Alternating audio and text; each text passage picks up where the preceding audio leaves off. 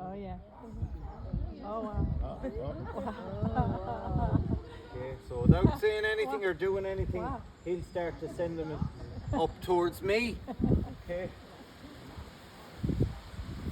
So you'll see anytime I don't make sounds to Joe, he will always end up directly across the sheep from me. Okay. Is he bringing them towards you? He's or bringing them the house? towards me, and I'll explain that in a second. If I don't make any sounds, that's where he wants to send them, okay? If I want Joe to go to his right, to stop, Wow. means to go towards the sheep, means stop, to his left, Wow.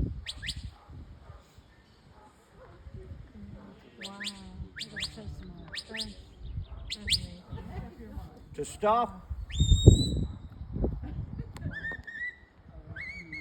means to go towards them, Sneaking up on them.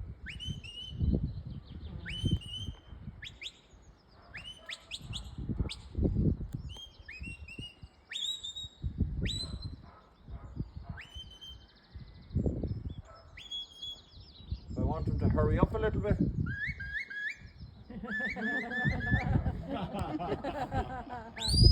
Means stop, to his left, is stop, to his right,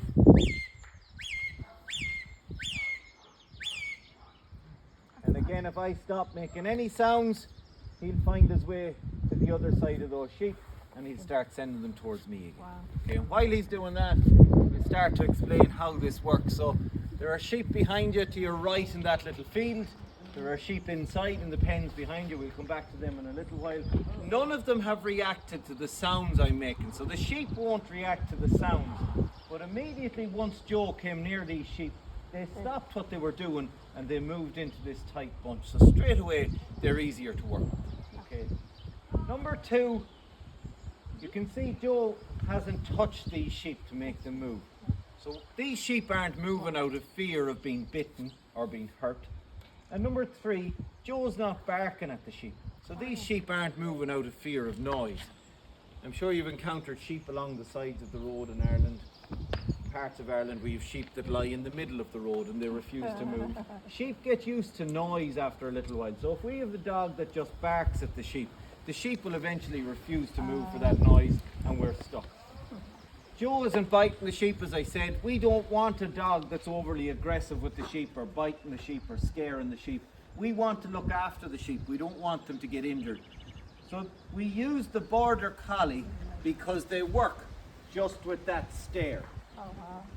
It's all about those eyes, that stare, and that predatory walk.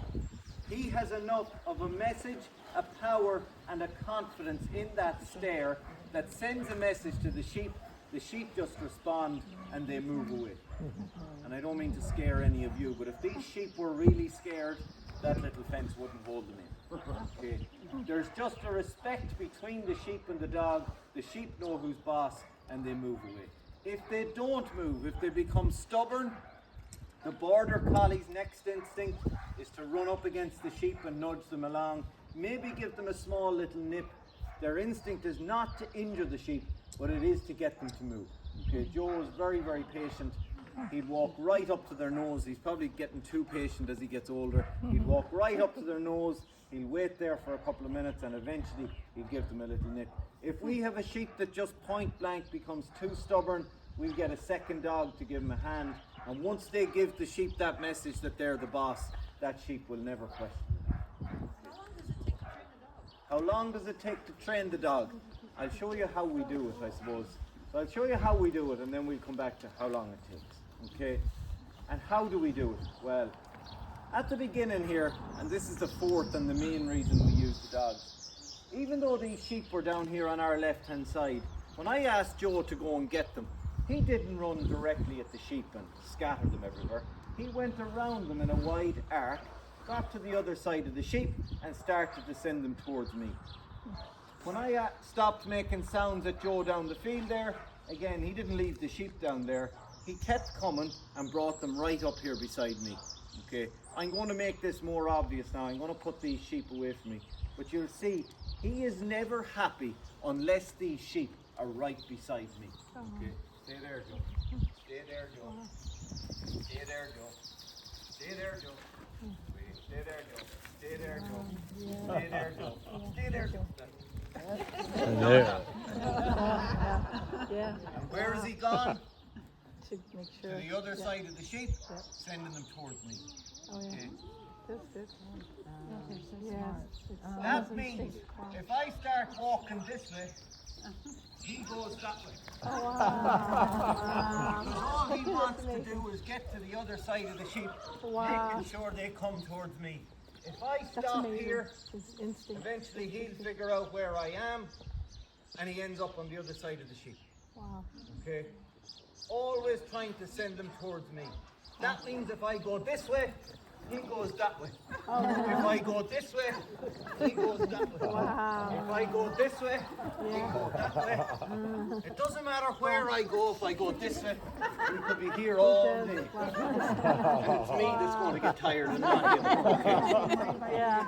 Wow. So all he ever wants to do, again, I'm here, sheep are in the middle, he's on the other side. Has it taken me long to teach him that? I haven't taught him that. All border collies are born knowing that.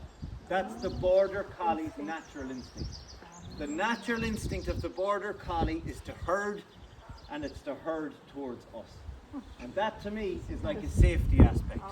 If I go to the mountains to gather sheep, if that mist or the rain or the fog comes down, if we ever lose sight of the sheep or we lose sight of the dogs, we never have to worry. We always know they'll come back to us, and they'll always come back with sheep. That's their instinct. Okay. The problem with that is, I can't guarantee they'll come back with my sheep. They will come back with somebody's sheep. Joe doesn't care if these are my sheep or the neighbour's sheep. All they want to do is play with sheep, and the more sheep he gets to play with, the happier he is. As you can see, since the second Joe saw these sheep here at the beginning, there's nothing I'm doing to force Joe to do this. I can't make him have that look in his eyes. I can't make sheep respond to a dog. They only do this out of enjoyment. Joe is 7 years old. One of our retired dogs is Joe's father. He's 14 years old, almost 14. Our other retired dog is 5 years old. Okay. Someday Joe will come out here. If he's not enjoying it, he'll pay no attention to those sheep. He'll keep playing with me instead. And that's the day he decides, I've had enough of this. It's completely up to the dogs. They only do it out of enjoyment. But if they don't enjoy it, they'll just stop. Okay. If we left the dogs alone, as I've just shown you, their instinct, he's still doing it. He's trying to get these sheep as close to me as he can. Okay. If we left them alone to bring sheep directly to me, that could mean bringing sheep over steep cliffs or across deep rivers. So we teach the dogs left from right so that we can guide the sheep where we want them to go. So when Joe was young, you've just seen him moving left and right around the sheep in reaction to my movement. So when Joe was young, when he was moving around the sheep to his left, we made a sound. When he was moving around the sheep to his right, we made a different sound. And eventually he learned that the sounds we were making meant left and right. But I can say left, right, right, right, right, left. No. Okay. Not responding. But if I said, come by, stay there, come by, stay there, come by, stay there. Come by means left, stay there. Way means right, stay there. Way, stay there. Come by, stay there, stay there. Right, left, right, right. So Joe doesn't understand the words right and left, as you can see. I've been talking here, he didn't respond to any sound except the sounds that are specifically for his left and right. Okay, so he doesn't understand the words right and left. One of our other dogs does. Another dog is taught in the Irish language. Each dog has a completely unique set of sounds, both by voice and the whistle. By teaching them all to different sounds, we can work with as many sheep as we want, all at one time. that means we can work with as many dogs, at one time. That means we can work with as many sheep as we want, all at one time. One dog will easily and happily work somewhere around 100 to 120 sheep on their own. Once we go over that, we use a second dog. 2 dogs will work somewhere up to about 300 sheep. Once we go over that, we use a third dog or fourth dog, all by different sounds, asking them to go in different directions. Okay. You might have noticed already all the movements Joe makes around the sheep are always facing away from Joe. You might wonder, how do they get that message if they can't even see him? But if you can see the head of the sheep, you will always see one of their eyes. Sheep's eyes are on the side of their heads. Sheep can see behind them and in front of them at the same time. If Joe was working with cattle or horses, they can't see behind them. So the border collie's instinct is to nip at their heels to let them know they're there, or they'll bark at them to get them to move. Okay, so they work each animal in a different way, and that's why there are numerous dogs all over the world for working with livestock in all different ways. The examples I use, because most people know them, you know the film Lassie, the rough-coated collie, the old-type collie dog.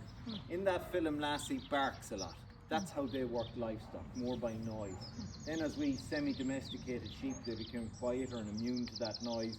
So the noise was no good to us. I've just said if Joe was working with cattle or horses, he'd nip at their heels or bark at them.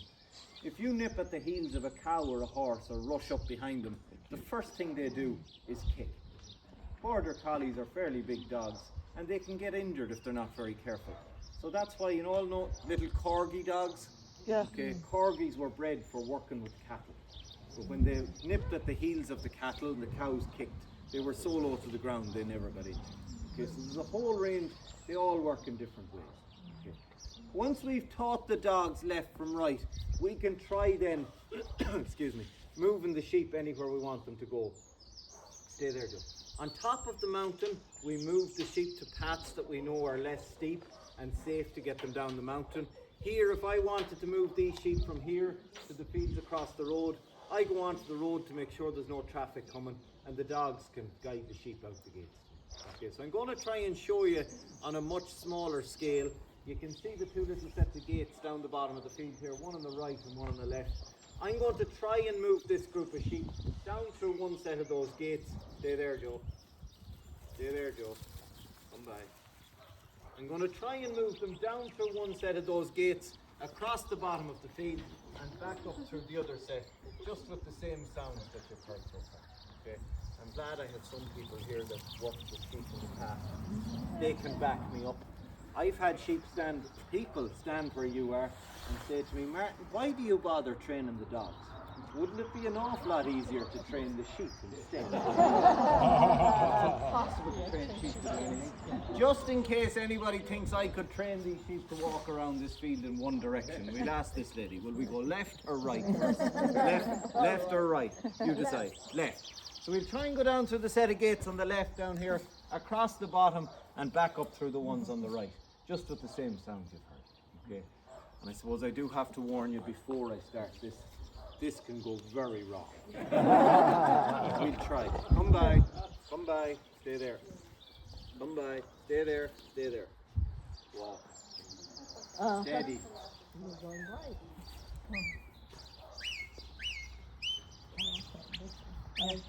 My dog hates squirrels. I need a whistle. That's what I'm doing.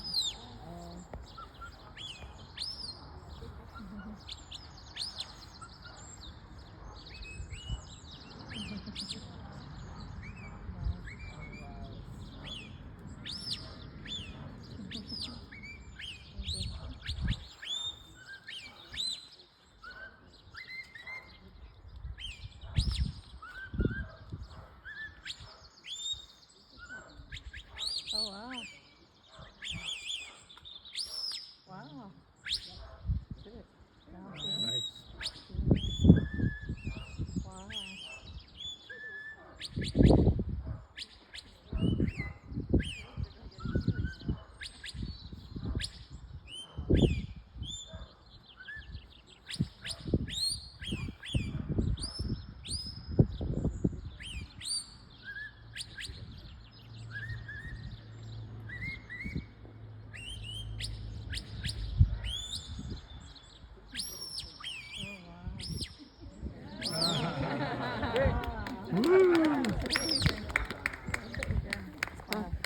Very, very cool.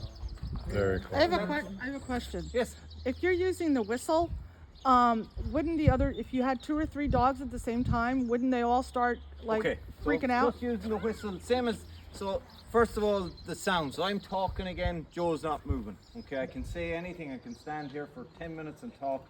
He's not moving. But if I said, come by, stay there. Okay, if I start playing a tune on the whistle,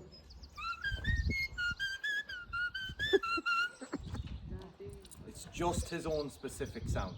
Okay, can any of you remember the words I was using for right and left? Come by. Try it. Come by. He only listens to you. It's your voice. Tell him to stay there. Stay. That works. Stay there. Okay. Okay. That's not just my voice. It's not the male voice versus the female. It's not the Irish accent versus any other accent. It's not whatever. That is just a bond of trust and companionship. Joe will work for my dad, my wife, anybody he knows around the farm. But any sound he doesn't know, be it with voice, whistle, he just won't respond. They only respond to their own specific sounds. Some of the dogs work for my dad and not for me. Some of them work for me and not my dad. Even though we use the very same, well, alike, whistles that are just alike, we think we're making the very same sounds. They can tell us apart at 2 kilometers. Wow. Really? They're very, very sensitive to that bond of companionship and trust. That could be a problem though. I mean, if you only have one dog that only responds to one person and he doesn't wake up one morning, what do you do? So, if we have a dog that only responds to one person, or I only have one dog that responds to me and the dog dies, what do we do? Well, that's why we have so many dogs and dogs in training. And not so much that they die, unfortunately, but if Joe wakes up tomorrow and he's not interested in sheep, if he gets injured, we have to have another dog ready to back. Okay? I don't know what he does if it happens to me. Okay. So You'll have bigger problems. You have to remember all these specific sounds. I have to remember all these specific sounds, but as I said at the beginning, I've grown up with this. It's just like talking to each dog individually. It gets, you know each dog, we know each sheep. You just learn. So you're trained too. I'm trained too. It's harder to train me, I'd say, than a dog. My mum says I was blowing this whistle before I could talk. Really? Wow. One of the first things I was doing was pointing at our sheep on the mountain, saying our sheep. Okay. Wow. On the other end of the scale, I'm the youngest in my family. I have an older brother, wouldn't tell you if that's a sheep or a cow. So some people are interested. That's a horse. Now, getting back to once we gather the sheep, we said it earlier on, the dogs gather all the sheep. They don't care whose sheep they are, okay? So, I said already, as you can see now, these sheep are closer, and if you look very close at them, all their faces, they all look completely different. They all have different attributes when you see them, different characteristics. But the paints on their side, if I move these sheep across in front of you, to your right, say there, Joe, you can't see much paint on them, but if we turn them around again, you can see this red F painted on the side of the sheep closest to you. Okay, come by, stay there, come by, stay there, stay there. Okay, so there's now a red F on the side closest to you. So every farm has a mark on their sheep. My surname starts with F, it's Feeney. So some generations ago, that mark started on our sheep and it has come down through the generations on the farm. It's specific, it's not always a letter. Some people just have a line on their sheep, or 1 dot, or 2 dots, or 3 dots of the same or different colours. But it's specific to the colour, the place, and the shape. Okay? If that F was on the other side of the sheep, they belong to somebody else. If that was a green F, somebody else again. It's specific to that colour, the place, and the shape on each sheep.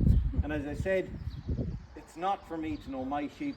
It's for everybody else. If somebody brings some of my sheep home by mistake on the mountain, they know they're mine by that F.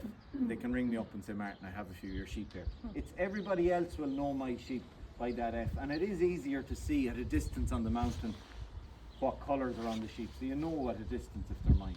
Okay. Even people with no sheep, the poor lady down here next door has one in her garden eating her roses. She knows whose sheep it is just by the F on her side. She can ring me up and say, Martin, get your sheep out of my garden. And maybe another S in the middle of that. So that's the idea of the paint. It's so that everybody will know the colours. The first job we do on the mountain, it takes me enough time to work with my sheep. I don't want to be working with everybody else's sheep. So the first job we do is separate out the sheep that aren't mine. I only want to work with my own sheep. Again, it's the dogs that help us to do that. All of these sheep are mine, but I'm going to try and show you how we separate sheep if we have to. We have 8 sheep here at the minute, so instead of continuing to work with these 8 sheep, we're going to try and reduce this number down a little bit, just to show you how we separate them. You pick me any number between 1 and 8. 3 and another? 5 and 3. Okay, so instead of continuing to work with these 8 sheep, we're going to try and reduce this group down to 5 first of all. We'll try and keep 5 sheep here in front of you. We let the others go, and then we'll try and reduce it down to 3. Okay, it was 3 you said, wasn't it? Yeah, okay, so 5 and 3. So we'll try and keep 5 here in front of you first of all, and then we'll try and get it down to 3. This is with the help of Joe. So he's on one side of the sheep, I'm on the other. If some of these sheep were mine and some of them weren't, we'd let the sheep go that weren't mine and try and keep mine here. Unfortunately, he can't count, so he needs my help for this bit. Okay.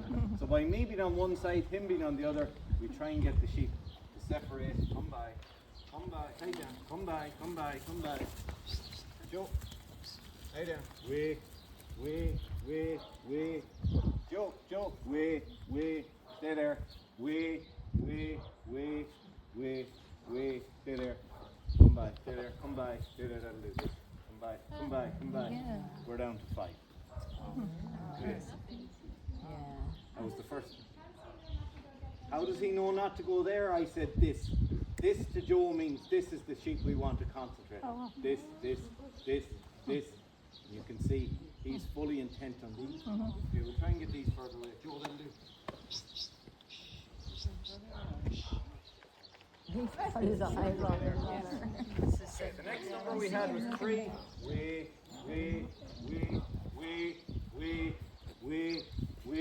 Stay there. Come by. Stay there. I'll do this. We're down to 3. Wow. So we can work with whatever number of sheep, whatever sheep we need to work with. The smaller number they are, the easier they are to work with. Okay, you can see they'll be able to go and relax. These can't. Okay. Should be able to hold these here just with those eyes. Okay. That's how we separate sheep. Wait, stay there. Sometimes then though we need to do the opposite of that. It could take days to gather sheep on the mountains. I go down to friends of mine further down the south of Ireland. It could take 3 and 4 days to gather all the sheep. If the dogs go up the mountain to gather some sheep, but they forget some or they leave some behind, instead of letting the dogs come all the way down to the bottom of the mountain with the sheep they've found, if I know that they have forgotten some or I can see that they've left some behind, we try and ask the dogs to check around them to see if they can see more sheep. So if they can see them, they can go back those short distances and bring all the sheep down at once. Okay, does that make sense? If Joe had gone up the mountain to gather the sheep and he was coming towards us with these 3, but we can see there are more behind him. You can see Joe this way. You can see he's still fully intent on these 3 sheep. Okay, but we can see that there are sheep behind him. Can you all see Joe? Yep. Keep a very close eye on him.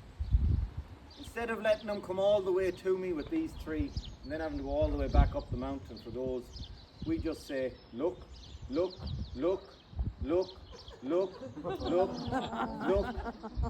you see him looking around? Yes. Yeah. Look. Come by.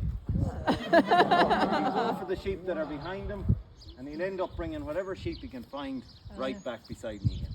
Excuse me. And that one little thing of asking him to have a look like that can save a whole day on the side of a mountain. Not so important for me. He's much less likely to get tired going up the mountain once as opposed to doing it several times. But how are you sure those sheep are going to stay? How am I sure these sheep are going to stay? I'm not. These will, because they won't go towards a dog. Sheep will rarely go towards a dog. They'll try and stay away. On the mountains though, when the dogs go back up, the sheep will tend to go back up a little bit, but they'll get them again coming down. Oh, okay. Okay. Any other questions? Yes. do we distinguish a male and a female? How do you distinguish a male and a female sheep? Yeah. These are all female.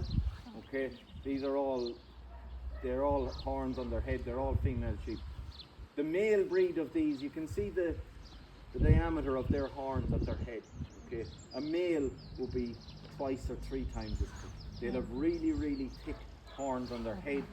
Just bigger features in general. Their heads are bigger, their legs are bigger, just bigger features. It's hard to distinguish, to be honest, the male and female of these breeds. Some breeds, both male and female have horns. Some breeds, neither male or female have horns, and some breeds of sheep, just males have horns. So it's hard to distinguish unless you get up close. Do you ever have a concern about other people keeping your sheep if they find them? Do I have a concern about other people keeping my sheep if they find them? Thankfully not.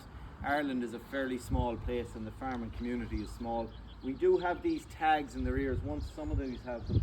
Once a sheep is a year old, we must have these tags in their ears. There's a microchip, an electronic chip in that tag, and there's a code that traces that sheep back to their place of birth. So if I ever sell the sheep off the farm, I must sign them out by that code. The person that buys them must sign them in. So unless you have a paper trail, nobody's going to claim sheep.